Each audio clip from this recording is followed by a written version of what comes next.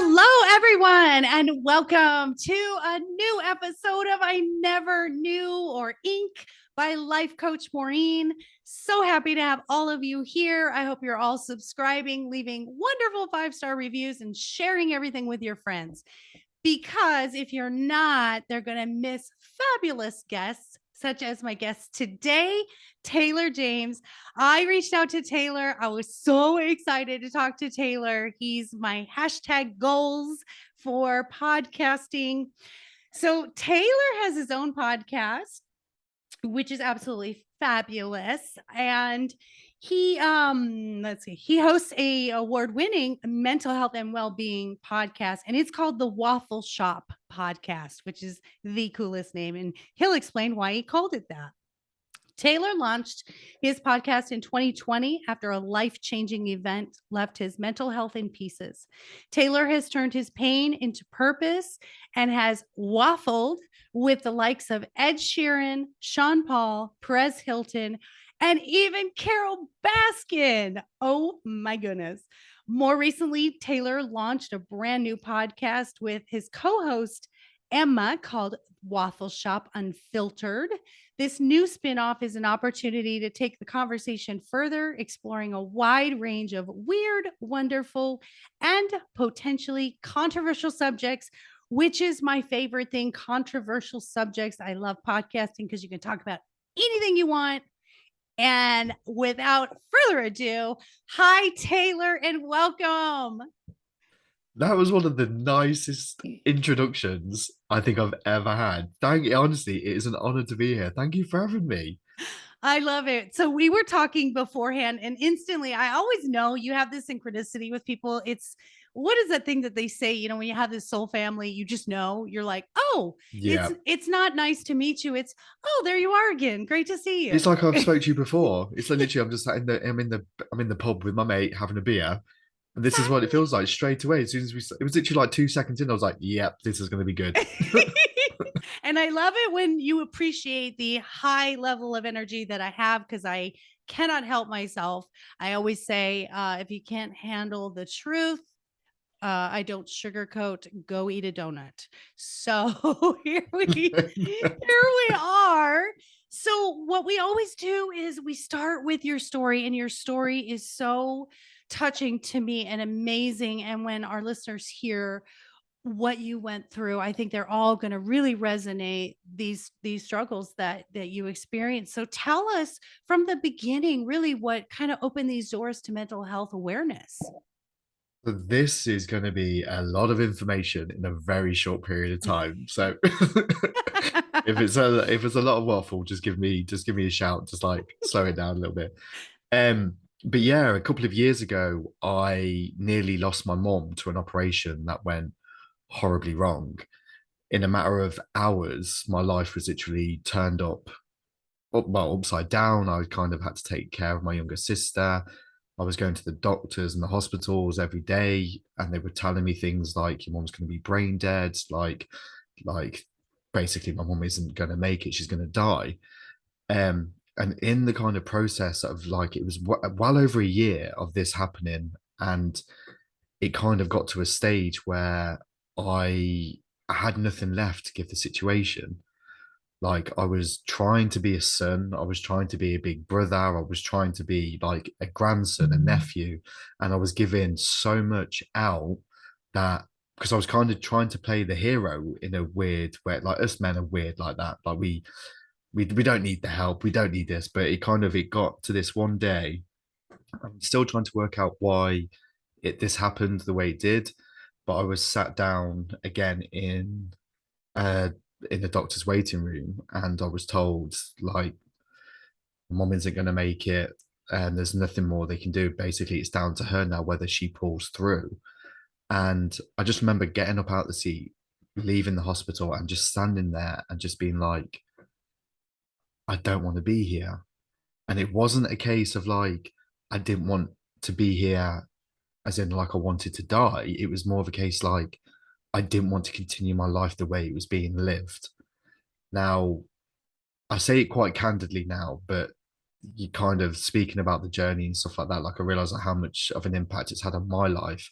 And I'm hoping someone listening to this who may resonate with it, but there is always help out there. There is always someone to reach out to, whether you think there is or there isn't. There are genuinely my best. If it wasn't for my best friend and my sister, I dread to think where I would be. And there's a quote that my friend said to me when everything was going on, when I really opened up, and it was, I'd rather be listening to you rant or reading your text messages moaning than reading something out at your funeral. And it has stuck with me, even on the bad days now, that I'm like, okay, you can do this. Like you got through that patch. You can, you can basically you can do anything, but one thing you can't do is give up. Um, Luckily, my mum is still here. She's incredibly resilient, stubborn cow bag of a woman. But I love her. She gives me hell on a daily basis. And she's the backbone of everything that I do now. She was a very fit, like late 40s woman when this happened.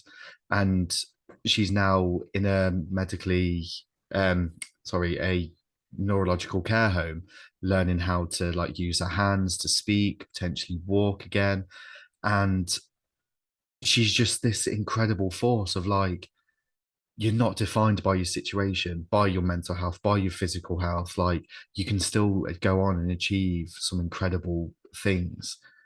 So that's kind of in a nutshell the story of how the kind of waffle shop started. Because if I hadn't started talking about how I was feeling, I genuinely dread where I would be. For some Oh, bizarre reason, I thought it'd be a good idea to talk into a microphone and record it all. But you I wouldn't be know, sat here if I didn't. right, right. And we never know what method works for us. So whether it's journaling or it's just reaching out to a community on Facebook, this is why I love technology today. I can talk to you in a whole nother country and feel like I'm in the room with you and I can hug Yeah, you virtually. And, that's what you said. You feel so alone, but it's podcasts like mine and yours that say, let's talk about it. And then other people go, I've yeah, been there. I'm in that situation, or this is what I did. I find that finally we're doing sort of this human connection, that it's okay definitely. to talk about this stuff, because really the generations prior, my generation, I call it the unsupervised generation. We didn't talk about it. We didn't address feelings. Yep. We didn't sit down and have dinner. We didn't have mental health days. It just wasn't happening. And now the beauty is it is happening. And to Yep. be able to do these podcasts, you needed an outlet. You found an outlet, Definitely. whether people go running or they start a new sport, or creativity. For me, creating things is really Yeah. important. That's a good outlet. And So, I think this is what really kind of threw me kind of like off course with everything, because when I first started reaching out, I was very lucky to get therapy very, very quickly. But it was a generic like meditate, go for a run, go for a walk. And don't get me wrong, they are incredible coping mechanisms if they work for you. They're phenomenal. Like journaling, you mentioned it, like that's a big one for me. Whereas I didn't realize that sitting in front of a microphone would be that coping mechanism, like for me. And I think until you kind of try it, like you need to stick with it, because I feel like we're in this kind of generation, like people will try things once and then, oh, it didn't work, so I'm never trying that again. Whereas I've learned the hard way of like being consistent with yourself, like the same way as you would go to the gym, the same way as like you would go to work. You need to be consistent with yourself, with your well-being, with your mental health, whatever it might be. Like you need to give yourself a chance, and the best way you can do that is make yourself like a priority. yes. And to be willing to say, hey, this doesn't work for me. It may work for you, but I'm going to try something Yeah. else over here. It's funny. I reunited with a girlfriend from high school about 3 years ago. And I said, oh, this is what I'm doing now. I'm life coaching and I wrote these books. And she goes, of course you are. And I go, what do you mean? And she said, you've been doing this your whole life, Maureen. And I was like, what? I was like having a bad childhood. I was in a domestic violence marriage. I was having a rough life. And while I was doing that unaware, I was helping others, and it brought me joy to Yeah. do that. And I didn't even, it was subconscious. It was completely not a conscious effort. So I wanted to be a therapist. And then I took some counseling courses when my kids were babies. Stupid idea. That lasted all of, all of 3 weeks. I think I got a C. We were overseas living in Germany at the time in the military. And yeah, I failed that miserably. I mean, like, who has time with a newborn and a 2-year-old? Hello, let me take a class, So, let me get my degree. not one of your best ideas, I'm gonna Right? say. Yeah, timing is everything, Maureen. Hello.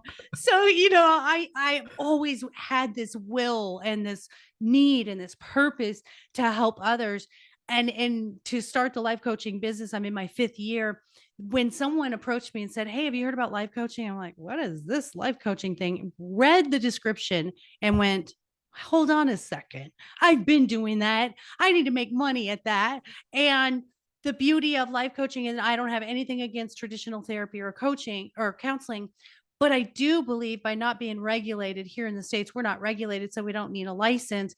And we are allowed to bring our past experiences along with, I think, balancing my life experience and my education Yeah.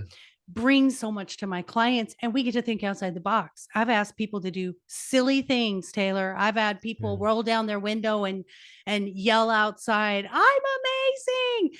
Yeah. It's that we get to But the try thing is, different though, things. you would be more inclined to go to someone who had lived through what you're going through, like who Yes. have lived through that pain, who is now turning that pain into purpose. Like you wouldn't go like you see it online now. Like I'm not taking digs at life coaches here at all because for a certain period of time, like I had one.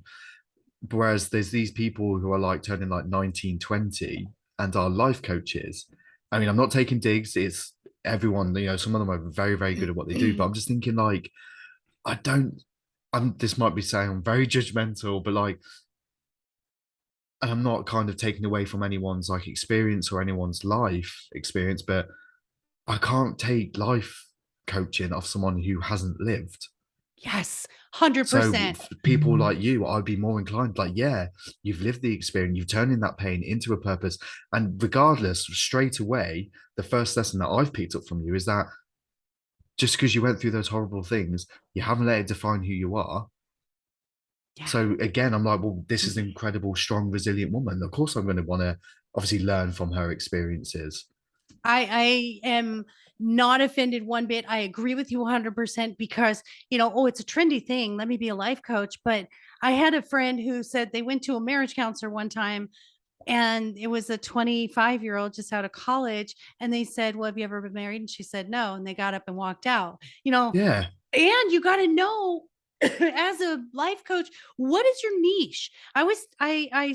This is a good story, and I don't mean to make it about me here, but this is a really good story.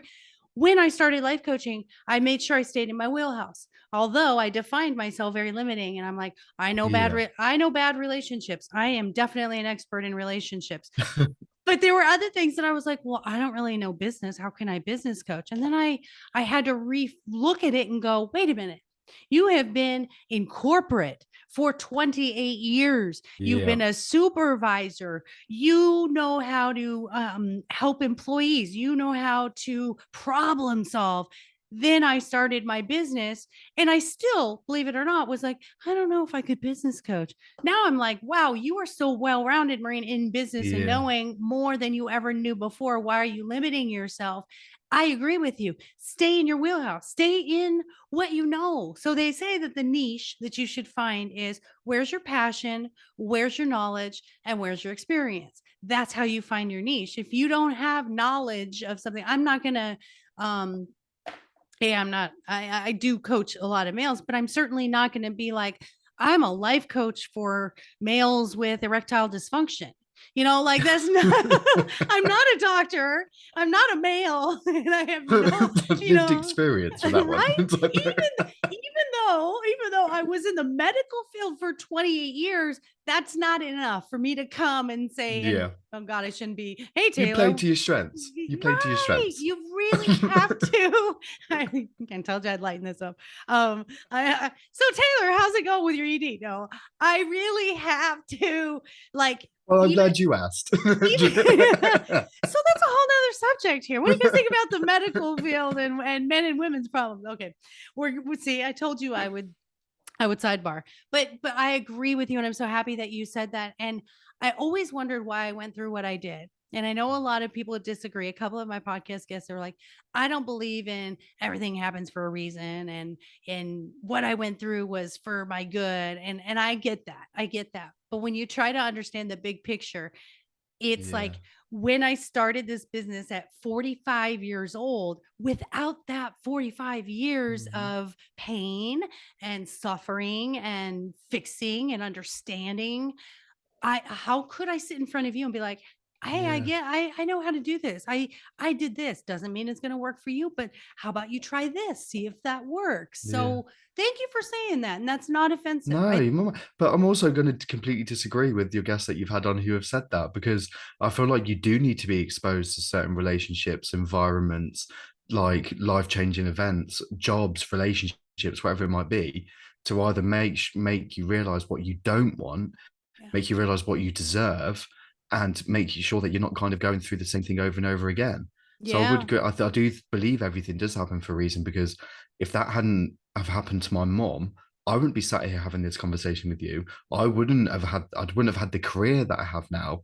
Like I wouldn't have anything if it wasn't for that. So I do disagree with that. I do think things are put in front of your path. And I think a lot of people don't realize that we have the power to kind of use those experiences or whatever it might be as stepping stones rather Yes. than kind of things that are put in place to stop us from moving forward. So, I mean, And I'm I not think sitting here all like pointing the finger, like, no, you need to do this, you need to that at all, because I have days when I'm like, I can't be bothered. I'm not doing this. Like, life's hard. I don't want to get off, kind of thing. But there's days then when I've like even conversations like this, I'm like, it's a kick up the arse to be like, no, like this is not going to beat you. Like you're not going to be defined like that. And I know it's difficult, and I know everyone's in different kind of situations, but you deserve to be happy. You're here once, and regardless of your mental health, your situation, relationship, job, like family, you are put on this planet to be nothing but happy, regardless of what you yes. think. Yes. Preach it. And I think there's a definitive line between everything happens for a reason and everything happens for my good. And so my belief is, this is how I follow it, because a lot of my guests will say, no, I wish that didn't happen. Whereas I think it's, where are you in your healing process of gratitude for what happened? Yeah, And I am like, now I can look back and people can be like, why were you, what do you mean you're grateful you had domestic violence? How can you say that, Maureen? But I can, because yeah, now I can see the signs. Now I can help others. Now I can reach out. People can reach out to me. yeah, So, was I glad at the time? Absolutely not. And I think everything is going to be hindsight 2020. Maybe not definitely. right now. You're not grateful for something that happened last week, but I can say I'm grateful for something that happened 20 years ago. Yeah, And I'm grateful now that I get to bring that forward. When my ex husband, we were going through a divorce. No, we weren't going through divorce yet, but I was in the process of divorcing him. So he was an alcoholic, and he was definitely domestic violence, physically abusive, and he cheated on me.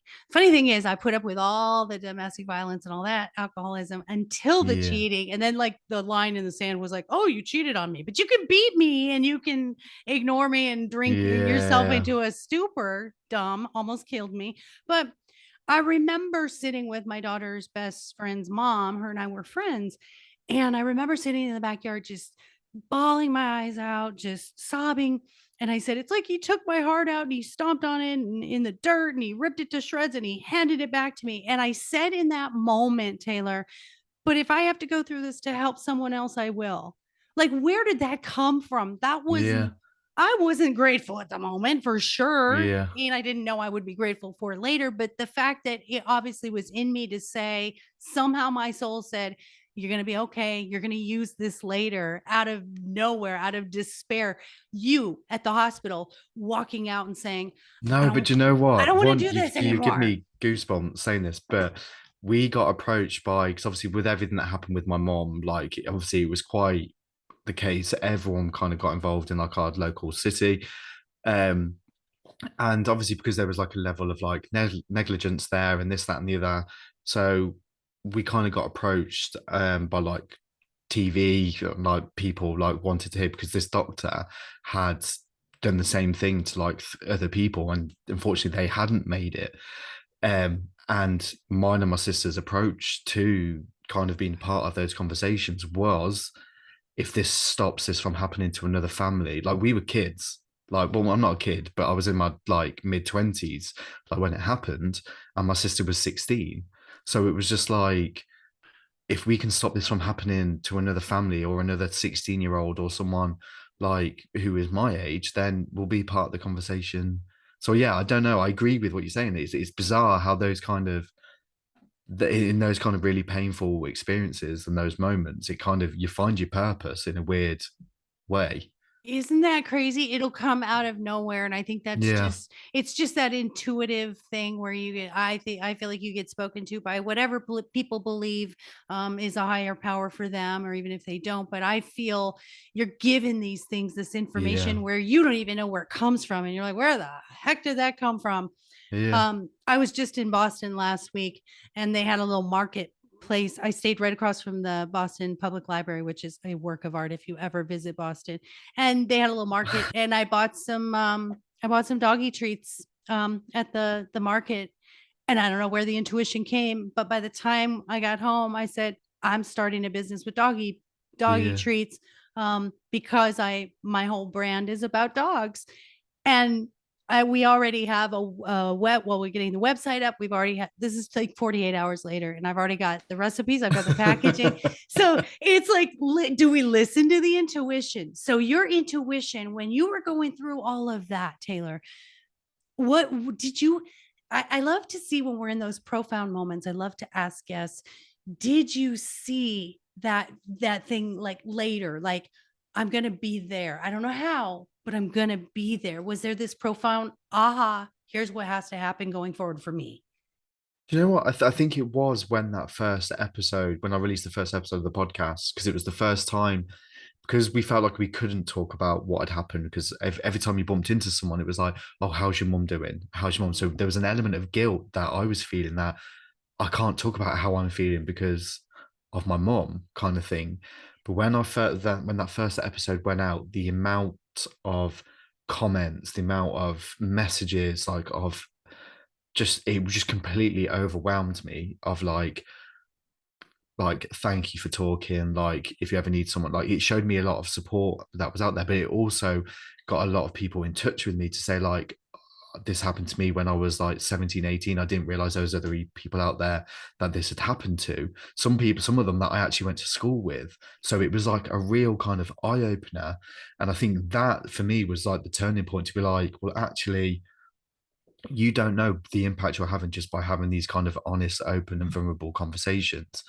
And I think I never used to speak about anything. I used to kind of really kind of be very, very reserved. Whereas even now, like I can go to my mom and have these conversations if I am having a bad day. The same with my sister. It's like, even like my friends, like my lad mates, I will sit in the pub and we're not just having that conversation of like, oh yeah, you're right. Yeah, yeah, me too. It's like, oh, like my anxiety is bad, or I've had a really rough week, or this has upset me. And it was when all these kind of little things that were happening, it was like the ripple effect. Yes. It kind of turned the whole thing into like a bit of a waterfall. And I think that to me now, like, is just, you've got to keep going. Like Yes. I could have let this situation stop me in my tracks, and to a point it did. It very nearly kind of defeated me. Whereas the impact that it's had and the opportunities that it's created, and the fact that I'm sat here now, like 2 years on, a completely changed man. Like Yeah. I know what I want. Like my confidence is on another level, not from like an arrogant way, but like I now know who Taylor is, which before this situation happened, I didn't have a clue. I'd been to Thailand. I did that whole like, I'm gonna go and I'm gonna find myself. I'm gonna, figure out who I am. Came back even more confused than when I went. And it wasn't until this happened, and the waffle shop, and kind of connecting with the people that I have connected with now, that has really made me think like, yeah, this, you're on the right track. This, you've got to keep going. And what I heard was that guilt that you held, and being a conservative Brit, you were probably Yeah. raised to not really speak of that stuff, just like I was raised not really to speak Yeah. of that stuff. And what's cool is I just had a vision when you were talking, is the cups with the balls and they're all switched around. And even Yeah. though you went to Thailand, but the ball wasn't under that cup, you know what I mean? And Yeah. sadly, your loved one, your mom, had to go through what she did for the ball to be under that cup. But this is the beauty of the mental health awareness now. I Yeah. love that we are allowed to just open the door for people who wouldn't open the door, who are standing on the other side of the door, and Yeah. they're like, can you just crack a door? And what I heard was the guilt of trying to be so strong for everyone, your sister Yeah. and your mom, and take care of the finances and the house and all that stuff. Suddenly you're like, hey, I matter too. Hey, people care about what I'm going through. Yeah. And so, as humans, what do we all want? Acceptance and validation. And when you found that ball under the cup with the podcast, you're like, damn, I get Yeah. acceptance and validation. It doesn't mean it diminishes what you're doing with your family, but it's like, hey, you matter too, because your tank was empty Yeah. and you had to refill it. So I just, I love it. Yeah. I It, love it. honestly, it's like, and but it's true, and it's like it doesn't. And I genuinely mean this, because if the podcast that ended tomorrow, it is for me, it's done what I need to do. I was always kind of weirdly looking for kind of approval from like my parents and stuff, and to have like my mom and my dad now say like they're proud of me. That's it for me. Like the awards and the guests and stuff like that. Like, yeah, it's all great. It all sounds great. It all sounds very flashy and like, oh, I've done this, I've done this.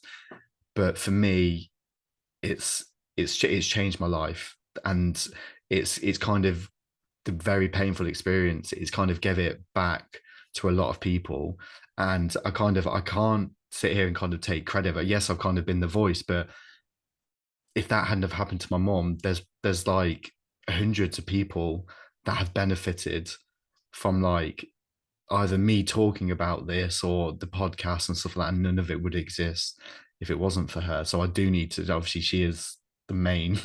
I do need to credit her every now and again. Um, It's but just yeah, oh, sorry, yeah, those, that's what it was like. yeah. That I just wanted to make a point of kind of it doesn't have to be starting a podcast to make your voice be heard.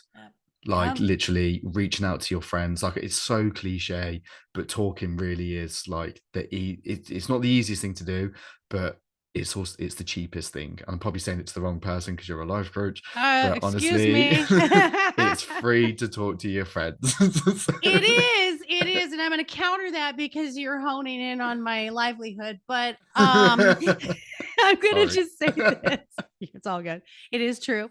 But I am going to say this. Sometimes being able to reach out to a life coach, and the reason I think life coaching, well, let me just rephrase this. My life coaching in particular, I am that third party who's not your friend and not your family. And a lot of times we do go to our friends and family and they're like, well, I know you best. And I'm going to tell you what's best for you. What I find Yeah. with my clients when they come for life coaching, you're going to be part of my family and you're going to be my friend. And I don't care if that's opposition to everybody, stay professional, blah, blah, blah. No, I'm professional, but I also care so dang much. Your success is mine. And I am emotionally attached to you and your success. And I make myself available as well, Yeah. in between sessions, because I always say your problems don't have a schedule. You don't have to wait till next week to tell me something. So I'm available. Text me if you need something, if you're having a hard time, need a decision. So you're right. Those who want to really commit to a process of change, which is I'm going to make you accountable. I'm going to set goals for you. Yes, I'm it's going exactly to what people need. right? Reinforce your strengths. I'm not going to let you fall back into your old patterns. Mhm. Family, it's great. It's a good start. I think it's a great start. And I hope family encourages friends and family to go further than that. But sometimes our friends and family do not have our best interest at heart. And they may think they know us. I learned we have three personas. We have what the world sees, what our family and friends see, and what we really are and who we really are. So you go to someone that's family and friends, that's a different persona. Who you really are, you're going to bring to a life coach who doesn't judge and doesn't know your past history. And we're going to be right on the surface and dig deep into why do you do these things? Why do you keep Yeah. doing them? So, And do you yeah. know what? I'm going to second that purely because going through this process, I had to kind of cut 90% of my family off because of that exact reason. They didn't know who I was. They were kind of pointing fingers at me and making certain decisions. My mum trusted me to be next of kin, to be like power of attorney for a reason. She's still here. And I went tunnel vision because I knew my mum. My mum knew me, she trusted me. There was a lot of people who didn't. However, a lot of these people will kind of can't speak to you in a way because they think that they know you, but they're also so used to getting a certain version of you. And this is why I will back up what you're saying. Going to like a life coach, therapy, like those kind of like people, they will stop you seeing that kind of bullshit. You're going to these kind of people because you're sick of your own bullshit. If you go to people like your friends and your family, they are either going to tell you what you want to hear, or they're going to tell you what they want you to hear because they're so used to getting a certain version of you. So I will back you up as well with that because, Yeah. yeah, you Well, don't there's also do not wait until the shit hits the fan to go to therapy or a life coach. There is no time exactly. scale. Go whenever you feel like you are ready to go. And it's changed, it's ever changing, it's ever flowing, it's ebb and flow of life. Is, you may go, this is what I love the most. You may come for life coaching because you're having problems in your relationship, and then you find out, oh shoot, I need to work on like my business, or I need to work on the things that I really like to deep dive on are the false beliefs you have about yourself. And they're in Yeah. there. You don't even know they're in there. You have these subconscious things that you just heard it, saw it, witnessed it, and you just went with it. And now it's ingrained in you. Here you come to me, you've got 30, 20, 30, 40, 50 years even of these habits you don't even know you're doing. And then we deep dive and you go, oh, well, I can change that, and Yeah. it's like Do you just think the that. pandemic did that for a lot of people? Because Yes. I'm very grateful. I mean, don't get me wrong, obviously it was devastating, but I'm very grateful of the pandemic because it made me stop. It made me stop and think, okay, who is Taylor? What do I want? What do I actually like doing? It wasn't until we were locked up in our house, I was like, well, I don't like this wallpaper, but it's been there for like 5, 6 years. So it's that kind of like uh, situations. I do better find the that better the wallpaper than the people in the house. Oh, they've been here for 5 years, they got to yeah, go. true, but get but out. that happened too. That did happen. I had a lot of relationship coaching during COVID. No, I agree with you. I agree with you. It's devastating that lives were lost, but I think it was almost this unseen movement where it's like, all right, everybody, come back. Let's regroup. Mhm. Let's slow down. Let's get rid of some distractions. You don't need to be in traffic. You can't go to a restaurant and get away from your people. It was like, this is the life you built. And the rose colored glasses are coming off. Everything's coming off. And like, here you are, raw and naked in your home with the people and the home and the life you built. What do you think about that? What do you think about Yeah. yourself? It was figuratively and literally, let's go inside, guys, and let's reevaluate where we It's like the Disney are. film Inside Out. Yes. Literally, that's how I feel like the pandemic hit me, was that Yes. film. Oh, and you found out really quickly if you were really happy with your life or if you were not happy with your life. I Yep. ended up having my daughter, my two granddaughters living with me during COVID. And man, did I love it. Man, did I love it. It was just everybody in the house having dinner together. We would take walks in the evening, and Mhm. around our block, someone had set up a little box of like take something or bring something. And the girls, Oh. they'd have like little crafts for the girls. I would bring my books and put my books in there, or canned goods, or someone had like candle. It was the funnest thing. I've never seen more of my neighbors than I have in COVID. And then COVID. It's People were, true. they It's were true. walking and riding bikes, and it was great. It was It was like we went great. back to, like, the 50s or the 60s, weren't it?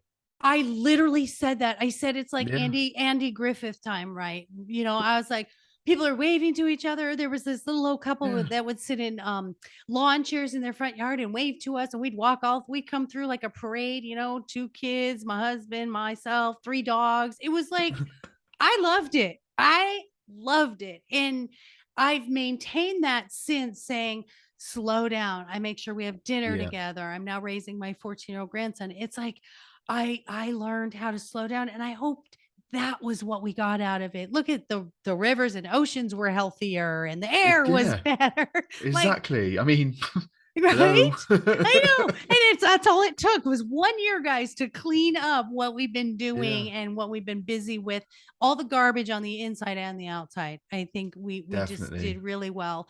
And I think the mental health movement really got a big giant shove from behind, because Forward, definitely. you had to reach out. You had to reach out when you weren't well. You couldn't go anywhere, and Hmm. you could do remote. So it was a good thing. It was a really, really good thing. And hopefully we don't need to repeat that with monkeypox or whatever. But Oh God, I'll we do it just need again. to hold on. Again, good things come from bad things. And this is one of those Definitely. things, It's like the right? lotus flower. Like it's a Yes. lotus flower. It literally surrounds itself with like rubbish and it grows for like the like dirt into this incredible thing.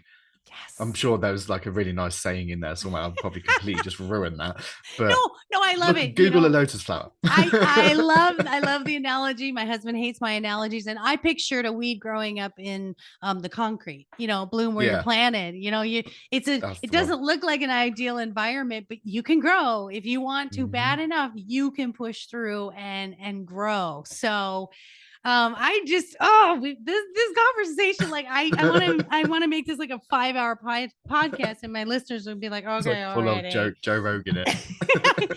Seriously. And you'll probably be getting Joe Rogan on before I ever will. That's that you because you're on a roll now. I'll just if you want to throw my name out to any of your celebrity people, that would be fine You know too. what? The biggest bit of advice I ever got when I started this podcast was if you don't ask, you don't get. Yes. Yes. So Yes. why not reach out to these people? Because yes, don't get me wrong, I get a hell of a lot of no's, but when you get that one name come through, like, yep, we love what you do, we'd love to be involved. It's like that's why. That's all it needed was just that one yes. Isn't that life right there? You just summed up life. Like, you just have to get on the roller coaster. And then the It first time doesn't you stop. ride, it'll be scary, but you're going to want to go on it again. It's just, Exactly. you got to get over. It's almost like there's this invisible wall where I just can't get there. I can't get there. Getting out of my comfort zone, there's a fear. And then the minute somehow you get through that crack to the other side, you're like, oh, that wasn't that bad. Yeah. I mean, if I were a terrible life coach and I would say to people a million times, I told you so, or yeah, I know, Yeah. but really underlying, it's what I'm saying is, trust me, trust the process, just do You it. Just, do. just get over that hump. I find now doing things that scare me is exciting. Like, I get like, 110%. And right? you summed it up like perfectly then about like kind of through the fear and Yeah. kind of like you want to do it again. I did my first ever live show. Like for some bizarre reason, I sold out the show. But 2, 3 days before, my mum got rushed back into hospital, and I was like, "I'm not doing it. No chance. Like my head is not going to be able to do it." But then my mum was like, you've got to do it. Like regardless of what's going to happen with me, you can't control it. You've got to go and do the show. I did all of like the visuals for it like 2 hours before I went on stage. I got there. I had minimal notes. I got there. It was a complete and utter blur. Everyone kind of had a good time. They took more money on the bar that night than they did in like a year. So it probably says a lot for my audience. And then afterwards, as much as I was exhausted, I was like, I need to do that again. Yeah. Like, I need to do it again. Like, it was the fear, it was the adrenaline, it was everything. I was like, I need more of this now. So, yes, it's scary and it's some situations are absolutely petrifying. But like you said about like the roller coaster, yes, it's going to be scary. Yes, you're going to scream, but guaranteed, like once you're off it, you're going to want to do it all over again. The other side of fear is empowerment. One of my other guests had said, fear stands for face everything and rise. And it is. Love that. I'm stealing that. Yes, I stole it too. Yes. I'm Just the gift paying that it. keeps on giving. Yeah, it is. I'm paying it forward because I love to pay it forward. So yeah, that's absolutely. And I find I have a saying that I say now. My husband giggles, but when I've done that, when I've pushed through something and something turned out really well, my favorite saying is "Yay me, yay me." I did Good. You this. should be, yeah, you should be proud of this kind of stuff. Right. We don't do enough self-validation. We're always looking for everybody else to come in and say, "Oh, great job." I remember when I started my business. Now, my parents were very much not about mental health stuff and Yeah. they think, fix thyself or take a pill. And I remember the first few years, especially after writing my book, my mom wouldn't read it. She was afraid of what was in there, like I was going to trash her. And then I was getting, awards and I was getting, I got on TV and all that. And I remember going over there and my mom said, I read your book. It was like 2 years later. And I said, yeah. And how did you like it? And she goes, it was really good. She says, surprisingly. You're Um, supposed to sound surprised. but what's funny is I looked for that validation for so Yeah. long. And then when she gave it to me, it was anticlimactic. I didn't need it anymore because I had Yeah. I had You should gotten to do it the yourself. level where yeah, it was like, oh, I know it's good. I didn't need my mom and dad to do that. Yeah. And I knew that was that final moment of letting go of that codependent behavior that I had my entire life growing up. And it was like, I don't need you to validate me anymore. I got this. Yay me. Yeah. So I'm it's stealing that as well. see, Hate me.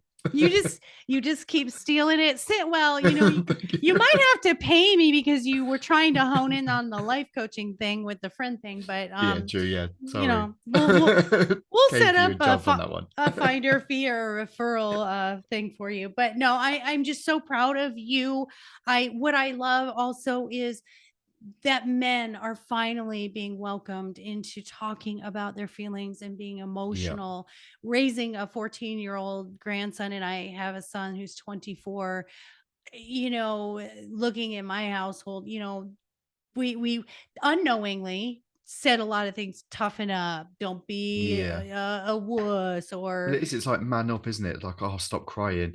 And I find this a lot. And I was talking about it recently. So I think it was to one of my lad mates about like when we were kids, like we were told like asking questions or like, oh, stop asking questions. Like that became like a negative. So we kind of, as a generation, we kind of stopped. And I found from personal experience, it wasn't until I started asking questions again, like, why is my chest really tight? Like, why do I feel this way? Like, why can't I stop crying? Like, why is this happening? Until then, I started to get the answers that I needed.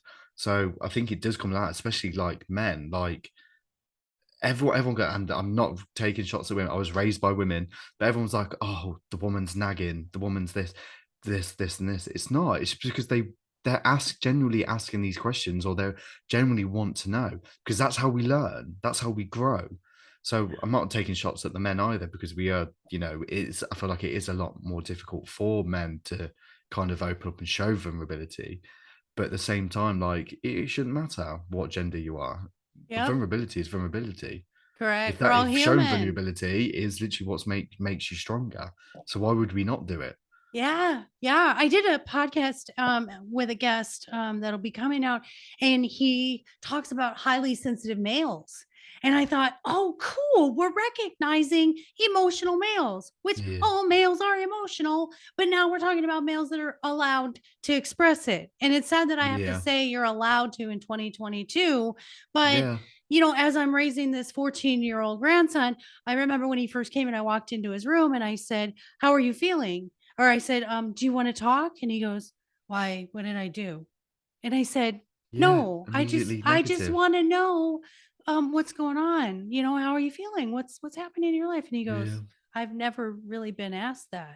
And I'm Hmm. like heartbroken. I'm so glad he's with us now. But this is the thing. And even unknowingly, my parents said my mom and dad's favorite favorite saying, excuse me, was you made your bed, now lie in it. So my programming was anything bad that happens to me is all my fault. I caused it. Yeah, I caused this thing. And so I went in life going into abusive narcissistic relationships thinking everything that they did to me I What's happened? It's your deserved. fault. Yep, yep. And isn't that crazy? Nope. Just those little Yeah. things that parents do, we don't realize. We do not realize what we're doing. And it's not our fault. It's again carrying on these generations. But once we know, we have a choice. Then we can stop it. So we're not oblivious. We're not allowed to just say, "Oh, well, that's how I was raised. We're just going to keep doing it." But the change No, is break. Yeah. You need that's to it. break the cycle because I feel like a lot of people don't realize how powerful they actually are. Now, I'm not saying like they've got like the biggest muscles and this and the other, but like you don't realize just by kind of opening your mouth and kind of realizing actually that's not serving me. I don't agree with that, but you have the power to change it. It may not be as straightforward as changing it, but I guarantee like there is things you can do and give yourself a bit of a chance to make those changes because I go back to what I said earlier, like you deserve to be happy regardless of your job, relationship. It's the same as your mental health. If it's not serving like or if any relationship or job is affecting your mental health in any way, shape, or form, I think you can change it. that's you just touched on something that I think is probably the most effective thing in my life coaching with my clients. It's boundary setting. Yep. Because we a lot of us have just grown in this people pleasing mentality of if I make them happy, then I'll get what I want. And so we Yeah. just kind of how many times do you know anyone who's always apologizing, whether it was, it's like and I've taught my clients like stop saying sorry and start saying thank you. So if you're late to meet someone like today, oh, I'm so sorry. No, Yeah. say thank you, Maureen, for For waiting, waiting. or Thank you. thank Yeah. you, or I appreciate your understanding. So it's a different feel. It's an empowering thing. And boundaries, man, when you haven't set boundaries and then you start setting boundaries, it's like it gets addicting because you're like, no, that doesn't work for me. I say that Yep. what you said that doesn't serve me, or I say, I don't feel like it. That's my favorite one. I don't feel like it. Nobody Yeah. can tell me whether I'm You allowed to don't need feel to it or explain not. yourself to anyone. You Yes. realize, honestly, and that for me was probably the day when I've kind of realized that, especially when I learned what boundaries and everything were, because I was giving so much of myself away that there was never a chance I was going to find out who Taylor was because there was pieces of him all over the place. So until I started setting boundaries and kind of saying to people or getting rid of that guilt of like, if I didn't want to go somewhere, I didn't have to think of an excuse. If I didn't want to go, I was like, I'm just not feeling it. I don't want to Yes. be there kind of thing. And if they have an issue with that, that's their issue because I was putting myself first for the first time in probably like 20 years. Yes. And now I'm in the situation where I'm very focused, I'm very settled, I'm very happy with the people I have around me. And it wasn't until I realized how to set boundaries or kind of learn to say no is actually okay.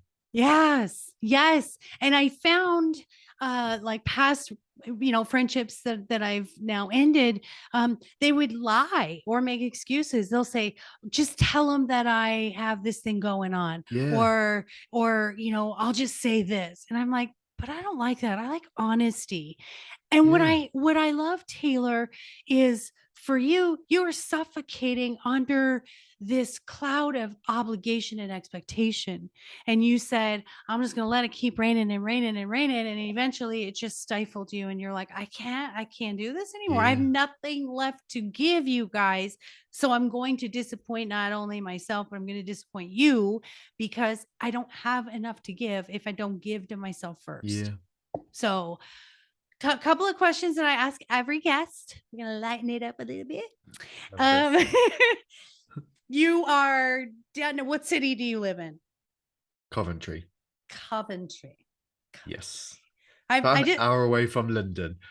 I feel like that's kind of where like I, I everyone love knows it. where London is.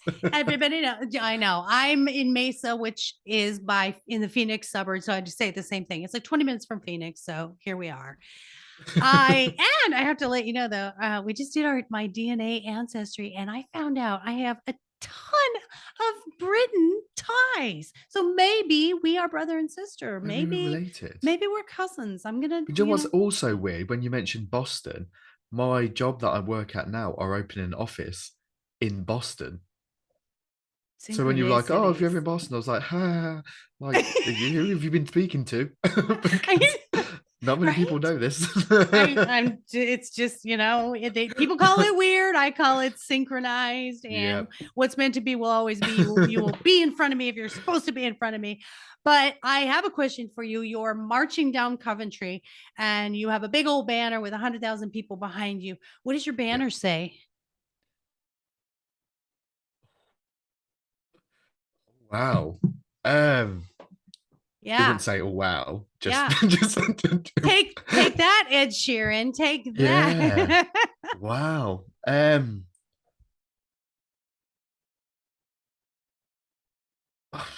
Oh God. Do you know what? I think purely just because of the mentality that I'm in right now would be I'd rather like you'd rather do something that you no. Oh no, what would it say? You'd rather regret something that you have done than what you haven't done. I'd rather.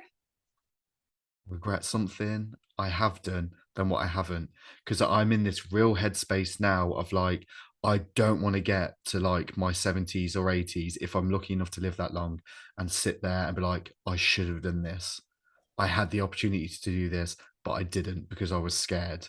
So Yes. I'd rather do it, regret it if I'm going to regret it, than not do it at all. Yes, that is amazing. It's like saying I would rather have done it and failed than not done it and not known. Yeah. That is great. I never knew. So what have you I'll throw in two more questions. What is the one thing that you never knew that really is the biggest profound thing for you? You know what? This is gonna sound really deep, but like I didn't realize that how important I actually was to me. Yes. Like I kind of had a feeling like, oh, like, because of like you were saying earlier about like the people around you, they would say what you wanted to hear, or like I felt like, oh, people needed me. But it wasn't until like the podcast and everything happened with my mom that I realized that, well, actually, Taylor, you do have a voice. You're able, and to be fair, even before the podcast, like making these kind of decisions, like with like top surgeons, and there was a stage like my sister's exams started the day before all this happened with my mom, and we got a little bit way through, and the doctor came to me and said, we're turning the life support machine off, there's nothing more we can do. And I literally begged this doctor to say, like, can you just keep it on until after my sister's exams, just so she has the best possible start, like, in life. Well, not that exams are all that important, but like, well, they are, but and he was like, right, I want the time and the date of the last exam, and then that's it. Then when they turned that life support machine off, she started breathing by herself. So it wasn't until that kind of moment and the podcast of realizing your voice does matters. Like it does matter. There's times when you probably don't think or you feel like you're not being heard. So that's the moment, like you stand on that box, you get that megaphone out because your opinion does matter. Yeah. As I always say, the theme of every single podcast and every single storyteller is things changed when I realized I had a choice. And I know that Definitely. was so profound for me in my life because I remember saying, these are the cards I was dealt. I just got to deal with it. Maybe next lifetime it'll be this way. And then once I No, stopped we that and don't get another one. realized, no. And then I It was realized, Eminem. Eminem said it. Life is no Nintendo game. yes, you don't get to play game over and start over, right? Exactly. Wow. I love that. So, as we end this on a very light note, what is your shameless self indulgence? Oh, Lego. You do Lego. Oh my gosh. That Yeah. fascinates me because I'm terrible at that kind of time space thing or the No, do you know what? spatial. It was the one thing that I found that when my anxiety is at an absolute high, the only thing that really kind of calms down, other than like kind of like podcasts or music, but if I need something like in front of me, like to kind of work with, it's Lego. Because literally in that moment, I'm not worried about anything else other than these little bricks that are in front of me. Yes. So Therapy yeah, would call that distraction. And that is yeah. exactly it's hyper focusing on something to get us to a neutral place. Yeah. We can't jump from bad to good. We go to a neutral place. And I think creativity is so important. And I always talk about these, everybody knows I make these little mini houses. And I'll show you an example. And I do the same thing. I zone out and I make these little mini houses. So this is a little mini That is brain. brilliant. Thank you. It's like a little mini office. See, it's got my logo and my books. And so I love doing these. And I totally get what you say. When you're doing Legos, it's like, that's all I'm focused on. My Yeah. mind is not going crazy. And I'll be honest with you, I listen to podcasts while I do that, which is super cool. Yeah. And of course, you're now in the rotation on my podcast.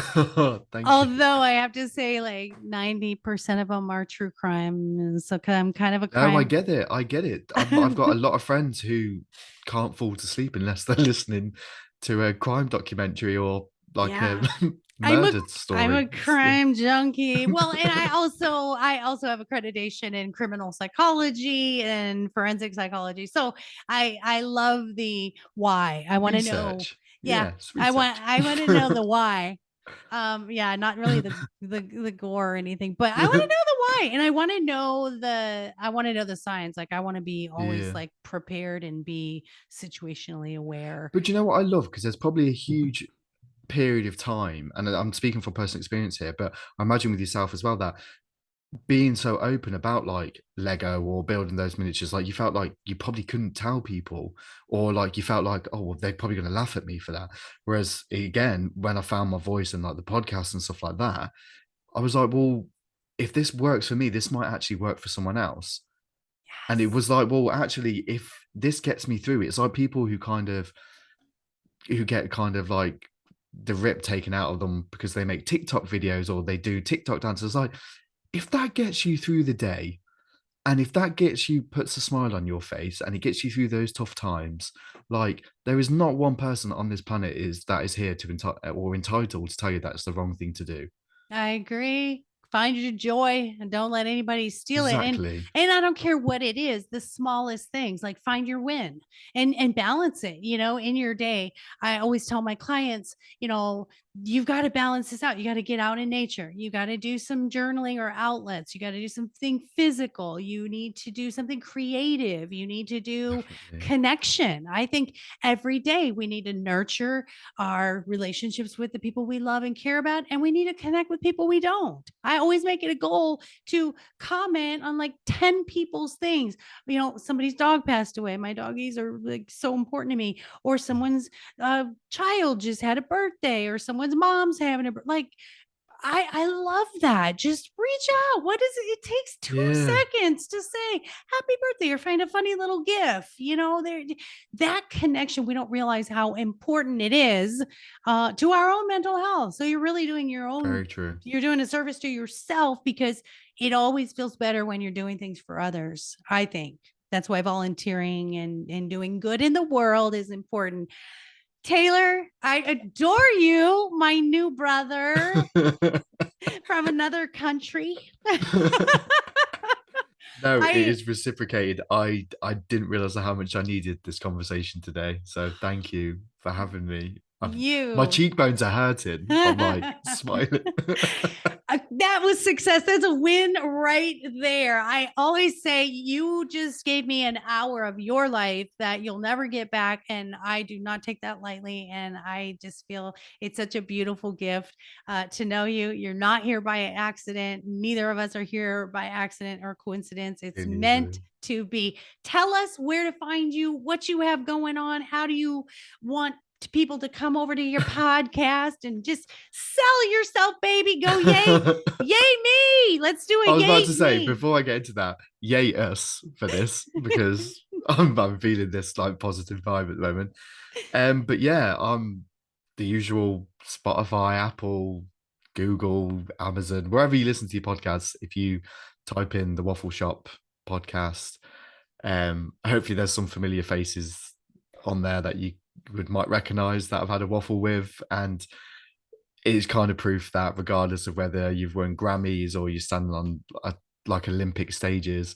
We're all feeling these very human emotions. So start waffling about them because it's changed my life for the better. So yeah, get involved.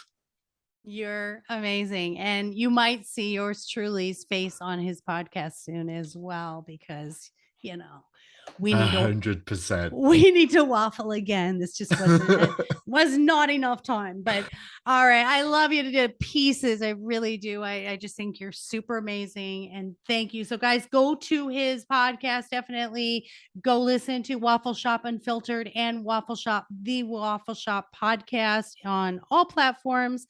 If you have any comments or suggestions, want to be a guest on mine, you can go to lifecoachmaureen.com.